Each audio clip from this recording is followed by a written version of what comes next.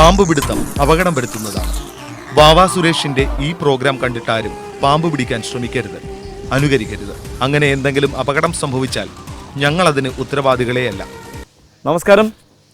കൗമുദി ടിവിയുടെ snake master പ്രോഗ്രാമിലേക്ക് എല്ലാവർക്കും സ്വാഗതം. എന്തായാലും ഞങ്ങളുടെ ടീമിൻ്റെ കഴിഞ്ഞ ഭാഗങ്ങളെല്ലാം നിങ്ങൾക്ക് ഇഷ്ടപ്പെട്ട് കാണും എന്ന് വിശ്വസിക്കുന്നു.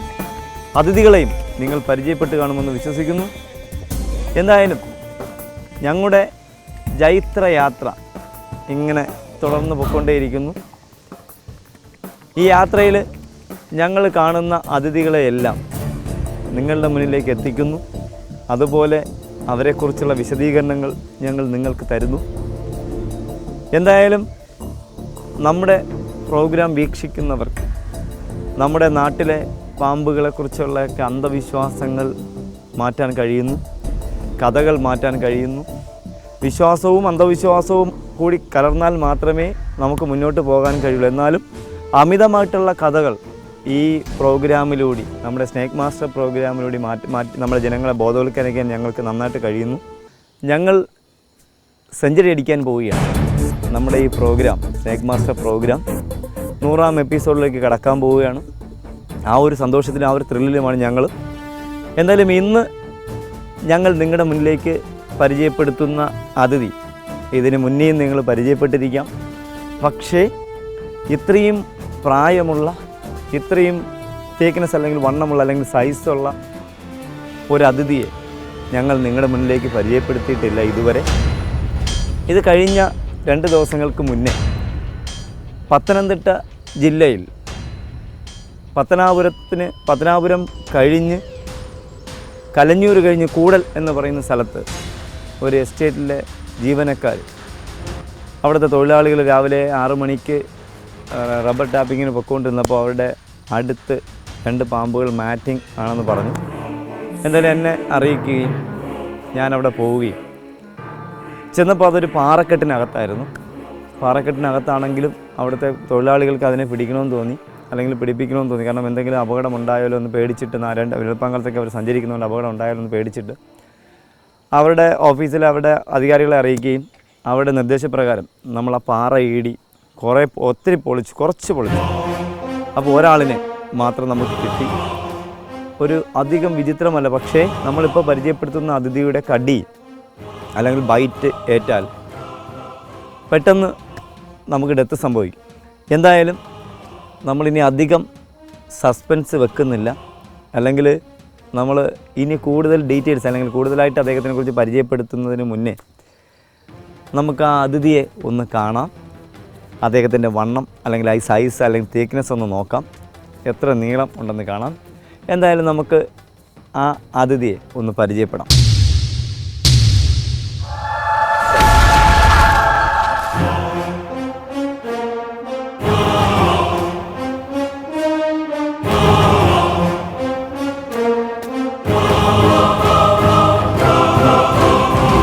അദ്ദേഹം മെയിൽ അഥവാ ആൺ ശംഖു വരയൻ എന്നറിയപ്പെടുന്ന, മെയിൽ ഇന്ത്യൻ ക്രൈറ്റ് എന്നറിയപ്പെടുന്ന അതിഥി ആണ്. സാധാരണ അദ്ദേഹത്തിൻ്റെ പല്ല് വളരെ ചെറിയ പല്ല്, വളരെ ഷാർപ്പായിട്ടുള്ള ചെറിയ പല്ലാണ്.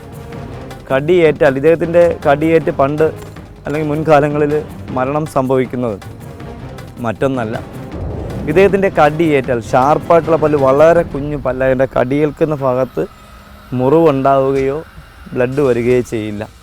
അപ്പോൾ നമ്മൾ സാധാരണ പണ്ട് കാലങ്ങളിലാണ് ഇദ്ദേഹത്തിൻ്റെ കടി കൂടുതലായിട്ട് ഏൽക്കുന്നത്.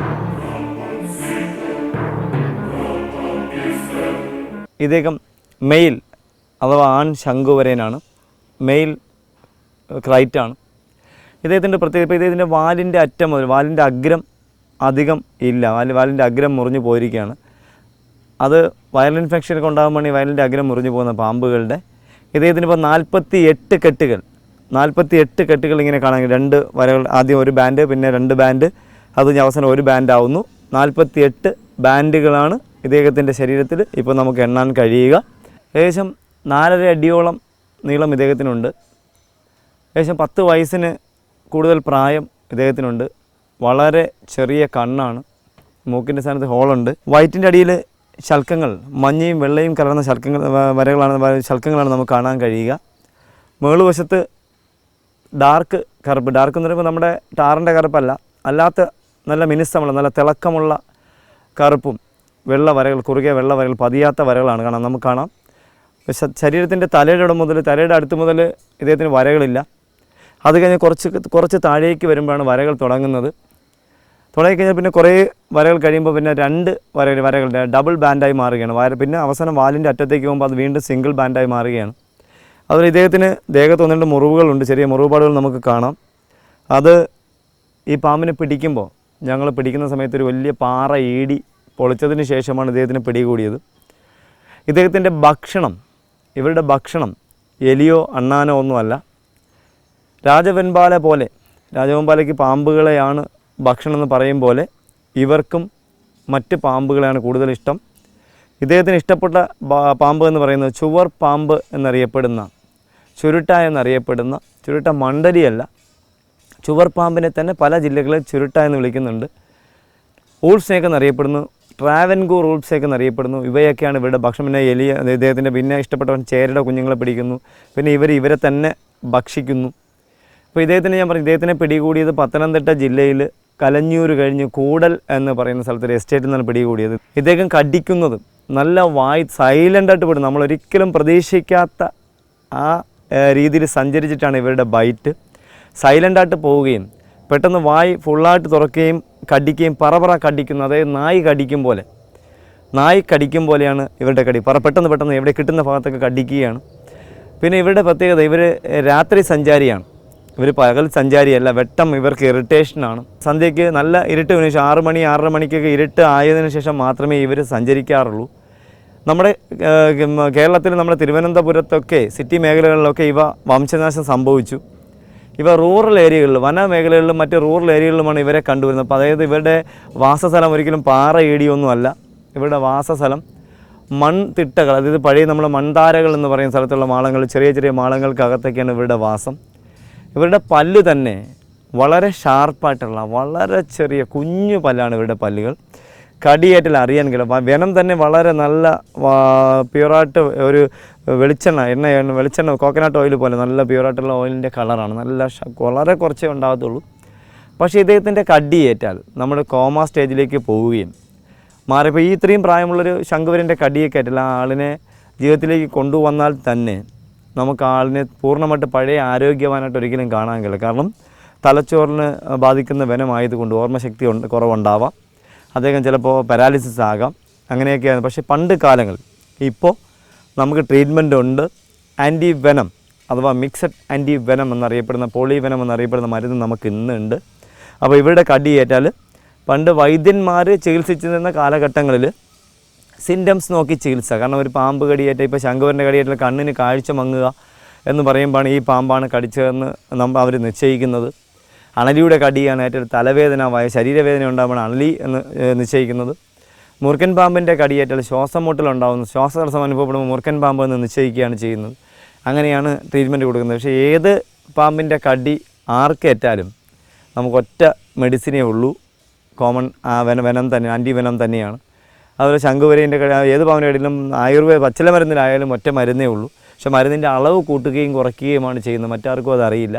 അത് നാടൻ നമ്മുടെ വീടിൻ്റെ പരിസരത്തൊക്കെ കണ്ടുവരുന്ന ഔഷധ ചെടികൾ തന്നെയാണ് ഇവരുടെ പാമ്പ് കടിയേറ്റാൽ കൊടുക്കുന്ന എരുക്കും അങ്ങനെയൊക്കെയുള്ള തന്നെ വലിയ അരയൻ ചെറിയ അരയൻ എന്ന് പറയുമ്പോൾ ഇടക്കൊടി അങ്ങനെയൊക്കെയുള്ള ഔഷധങ്ങൾ തന്നെയാണ്.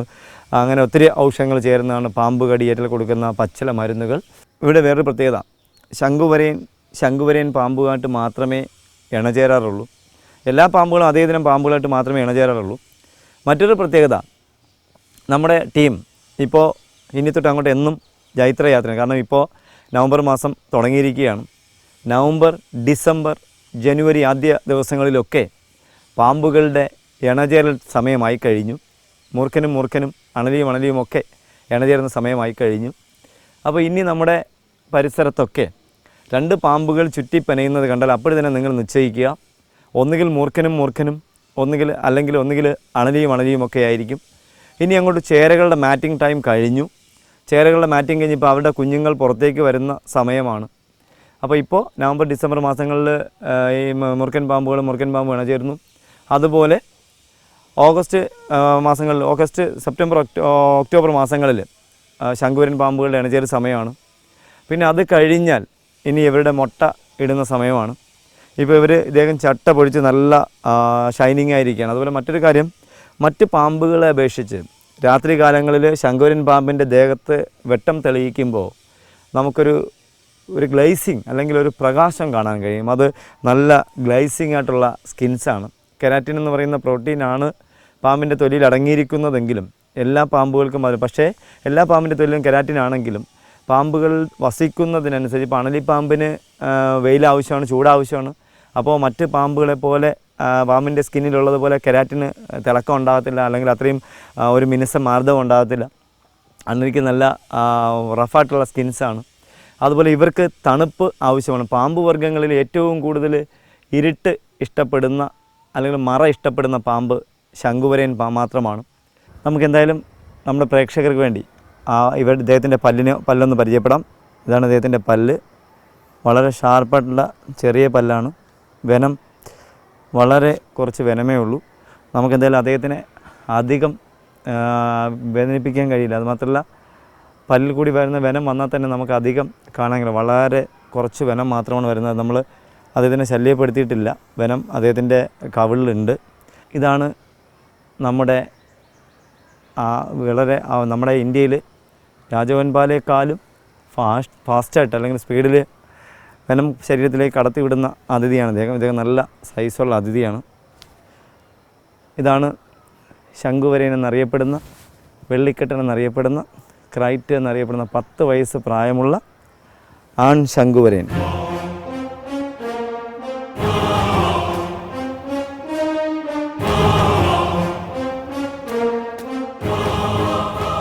നമ്മുടെ മറ്റേ ഭാഗങ്ങളിൽ 1-2 ഭാഗങ്ങളിലൊക്കെ ഞങ്ങൾ പാമ്പ് കടി ഏറ്റാൽ എന്താണ് ഫസ്റ്റ് എയ്ഡ് കൊടുക്കേണ്ടതെന്നുള്ളതിനെക്കുറിച്ച് വിശദീകരിച്ചിരുന്നു. ഒരിക്കൽ കൂടി വീണ്ടും നമ്മൾ ആവർത്തിക്കുന്നു നമ്മുടെ സ്നേക്ക് മാസ്റ്ററിലൂടെ. പാമ്പ് കടി ഏറ്റാൽ ചെയ്യേണ്ട ഫസ്റ്റ് എയ്ഡ് പേടിപ്പിക്കാതിരിക്കുക. ഞാൻ കഴിഞ്ഞ കുറച്ച് ഭാഗങ്ങൾക്ക് മുന്നേ പറഞ്ഞിരുന്നു, IMAയുടെ റിപ്പോർട്ട് തന്നെ, IMA എന്നാൽ ഇന്ത്യൻ മെഡിക്കൽ അസോസിയേഷൻ്റെ റിപ്പോർട്ടിൽ തന്നെ പറയപ്പെടുന്നു, ഇന്ത്യയിൽ പാമ്പ് കടിയിട്ട് മരണപ്പെട്ട ആൾക്കാരുടെ പോസ്റ്റ്മോർട്ടം റിപ്പോർട്ടിൽ പറയുന്നു, ഇന്ത്യയിൽ പാമ്പ് കടിയേറ്റ് മരണം സംഭവിച്ചിരിക്കുന്നതിൽ കൂടുതൽ ആൾക്കാർക്ക് മരണം സംഭവിച്ചിരിക്കുന്നത് പേടിച്ചിട്ട് ഹാർട്ട് അറ്റാക്ക് വന്നിട്ടെന്നാണ്. അപ്പോൾ നമ്മൾ പാമ്പ് കടിയേറ്റ ആളിന് കൊടുക്കേണ്ട പ്രാഥമിക ശുശ്രൂഷ എന്നാൽ പേടിപ്പിക്കാതിരിക്കുക. അതിനുശേഷം പാമ്പ് കടിയേറ്റ ആളിനെ ഒരിടത്ത് പിടിച്ചിരുത്തുക. അത് കഴിഞ്ഞിട്ട് മൂന്നാമതായി ചെയ്യേണ്ടത്, നിങ്ങളോ അദ്ദേഹമോ ധരിച്ചിരിക്കുന്ന വസ്ത്രം ഏതാണോ അത് ഈ 3 വിരൽ വീതിക്ക് നീളത്തിന് കീറിയെടുക്കുക. അതിനുശേഷം നമ്മുടെ കൈ ഇങ്ങനെ നിവർത്തി കഴിഞ്ഞാൽ ഈ ചെറുവിരൽ മുതൽ പെരുവിരൽ വരെയുള്ള തുടക്കം മുതൽ അവസാനം വരെയുള്ള അകലം പരമാവധി 8.5 ഇഞ്ച് 9 ഇഞ്ചാണ് ആണുങ്ങളുടെ കൈയുടെ അകലം. പെണ്ണുങ്ങളുടെ കൈയാണെങ്കിൽ അത് 8.25 8.75 ഇഞ്ച് ഉണ്ടാവുന്നു. എവിടെയാണോ നിങ്ങളുടെ സുഹൃത്തിന് അല്ലെങ്കിൽ നിങ്ങളുടെ സാന്നിധ്യത്തിൽ ആർക്കെങ്കിലും പാമ്പ് കടിയേറ്റത്, ആ കടിയേറ്റ ഭാഗം എവിടെയാണോ ആ കടിയേറ്റിൻ്റെ മുകളിലേക്ക് ഈ ഒരു കൈയുടെ അകലം, നിശ്ചിത അകലം എടുക്കുക. ഈ അകലത്തിന് മുകളിലേക്ക് തന്നെ, മുകൾ വശത്തേക്ക് തന്നെ നിങ്ങൾ ആ കീറിയ തുണിക്കഷ്ണം കൊണ്ട് വീതിക്ക് തന്നെ ചുറ്റിക്കെട്ടുക. കെട്ടുക എന്നാൽ ആ വാക്കിൻ്റെ അർത്ഥം രക്ത ഓട്ടം തടയുക എന്നല്ല, രക്ത ഓട്ടം കുറയ്ക്കുക എന്നാണ്. ഒരു കാരണവശാലും ടൈറ്റാക്കി കെട്ടരുത്. കയറോ റോപ്പോ ഒന്നും ഉപയോഗിച്ച് കെട്ടരുത്. കത്തിയോ ബ്ലേഡോ ഒന്നും ഉപയോഗിച്ച് മുറിവുണ്ടാക്കരുത്. തുണിക്കഷ്ണം കൊണ്ട് ഒരു കെട്ടിയതിന് ശേഷം വീണ്ടും ഒരു കഷ്ണം തുണിയുടെ കീറി ആ കെട്ടിയതിൻ്റെ കുറച്ചുകൂടെ ഉയരത്തിലേക്ക് ചുറ്റിക്കെട്ടുക. കയ്യിലോ കാലിലോ ആണ് കടിയേറ്റാൽ ഹാർട്ടിന് മുകളിലേക്ക് കടിയേറ്റ ഭാഗം ഉയർത്തി വെക്കരുത്, അപകടമാണ്. താഴേക്ക് തൂക്കിയിടുക. അതിനുശേഷം എത്രയും പെട്ടെന്ന് അദ്ദേഹത്തിന് നടക്കാനോ കിടക്കാനോ സമ്മതിക്കരുത്. എടുത്ത് ഇരുത്തി, ഒരു കസാരയിൽ അങ്ങനെ എടുത്ത് ഇരുത്തി, അല്ലെങ്കിൽ നമുക്ക് എടുത്ത് തോളിൽ അങ്ങനെ എടുത്ത് ഷോൾഡറിലെടുത്ത് ആളിനെ അടുത്ത വണ്ടിക്കുള്ളിൽ കയറ്റി എത്രയും പെട്ടെന്ന് ആൻറ്റീവനം ചെയ്യാൻ കഴിവുള്ള ഹോസ്പിറ്റലിൽ എത്തിക്കുക. അതുപോലെ ഇന്ന് നമ്മുടെ തിരുവനന്തപുരത്തൊക്കെ ആണെങ്കിൽ ഏറ്റവും നല്ല ട്രീറ്റ്മെൻറ്റ് തിരുവനന്തപുരം മെഡിക്കൽ കോളേജിലാണ് എന്നുള്ളത് അറിഞ്ഞു വെക്കുക. അതുപോലെ നമ്മുടെ കേരളത്തിൽ ഗവൺമെൻറ് മെഡിക്കൽ കോളേജുകളിൽ സർക്കാർ പാമ്പ് കടി ഏൽക്കുന്ന ആളിന് സർക്കാർ ഫ്രീ ആയിട്ട് ഈ മരുന്ന് നൽകുകയാണെന്നുള്ളതും കൂടി അറിഞ്ഞു വെക്കുക.